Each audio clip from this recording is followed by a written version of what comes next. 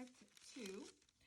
We're continuing with the left side. So the red indicates left, and I'm gonna just continue and use this left side template and create my shirt color first. And I know the back, technically you can trace the back because back side is not going to change. So I can trace certain details on my side view that are going to be the same, which is basically the silhouette is the same, but side is going to be different. But I need this middle part and I need where it ends because those are two crucial points. And also this part and this part are going to not change. So that's a helpful lines to trace. And then now I'm looking at my shirt, which is short here, long here. So I'm designing this part right now, and we have to make sure that this side is the same and it kind of curves down and it curves, so it curves up and curves down to this middle part. And for the sleeve, we're seeing a shorter sleeve, and that's what we want to indicate. It's a shorter sleeve. It has same dart detail on a short sleeve. And then we can move on to the back side, back view. And we have to make sure that all these lines are going to match from side to the back.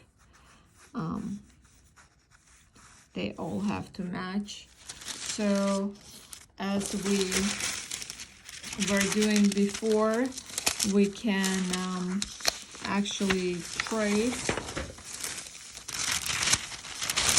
the back side from here. I'm gonna move it. So we can trace the back from our front, but because it's asymmetrical, we're just going to trace the whole thing instead of folding it.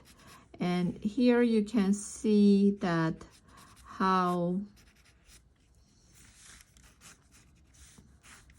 one side is longer, and these are our pleats, as we could see from the front view. I'm gonna add those details in a second.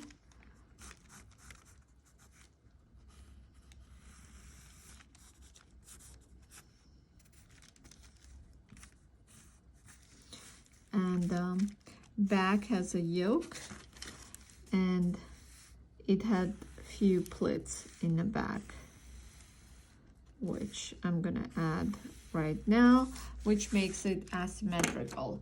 But as you can see, this short side was the red. I'm color coding it so it's obvious. So this is the left side, even on the back view.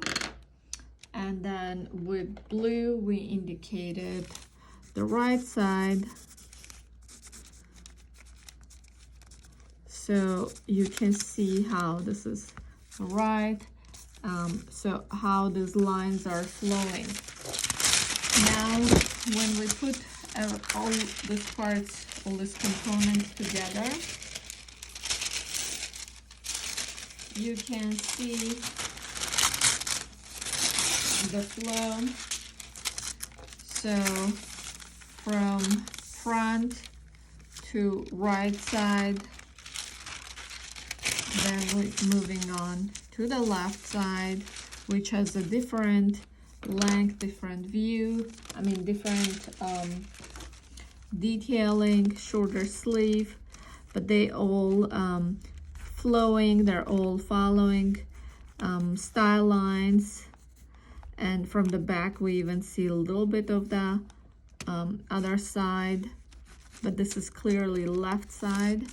And then to conclude, we have the back view, which again indicates left and right. I'm gonna do one more time, like put them together like this, so on a one view you can kind of clearly see how it's asymmetrical, how there's a left side and there's a right side, and one is blue, one is red, just the lines, not the actual clothes. And that's kind of what you want to do when you drawing your front, right side, left side, and the back when you have this complex asymmetrical garments.